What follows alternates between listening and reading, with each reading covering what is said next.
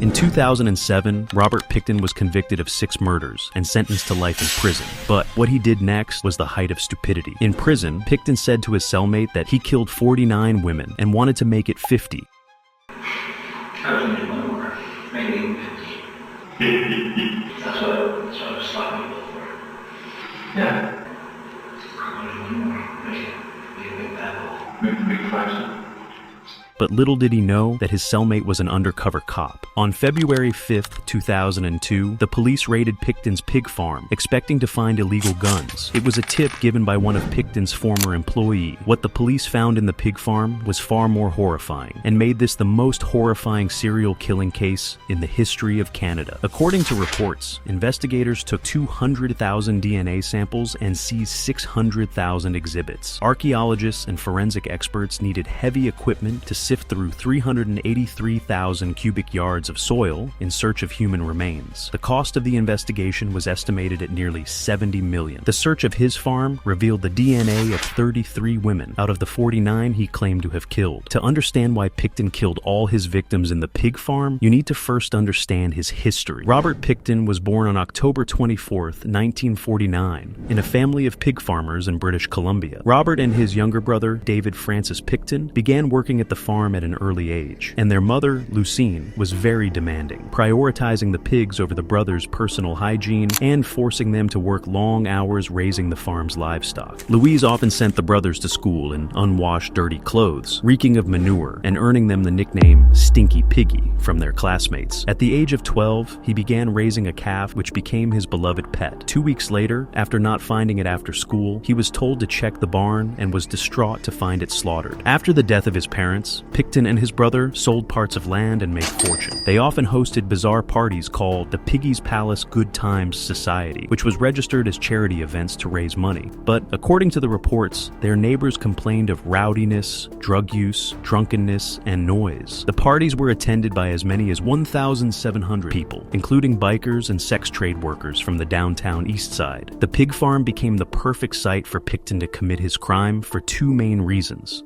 First was the land size, which made it easier for him to be isolated and do his killings without someone noticing. And secondly, and most disturbing, he used to feed the flesh of his victims to the pigs, which made it next to impossible to find traces of dead bodies. In one of the instances, one of the women he was trying to kill managed to escape. According to police and court records, Pickton had taken the woman to his trailer on the property. There, he attempted to handcuff her and stabbed her during a violent altercation. Despite serious injuries, the woman managed to escape running bleeding and half naked to the road, where she flagged down a passing vehicle. She was rushed to the hospital, and Pickton was arrested later that night. Both Pickton and the woman were taken to the same hospital for treatment. When staff noticed that he had a key to the same handcuffs still attached to her wrist, police began connecting the dots. He was charged with attempted murder. However, the case was later dropped in January 1998 because the victim struggled with drug addiction and was deemed unreliable as a witness. Pickton's trial was as gruesome as his murders. His trial began in 2006 after he was charged with 26 counts of first-degree murder. The judge ruled to try only 6 of the murder charges first, to simplify the complex case for the jury. The trial started in January 2007 in New Westminster,